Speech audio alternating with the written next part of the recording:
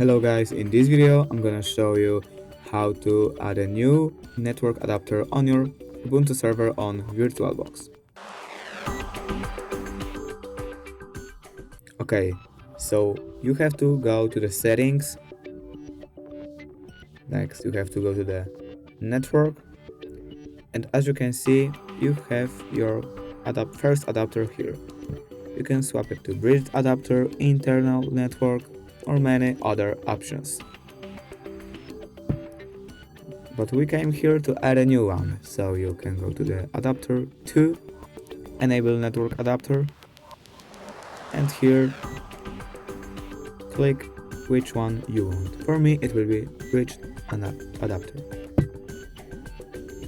Now we are gonna click OK, and as you can see here the adapter is added.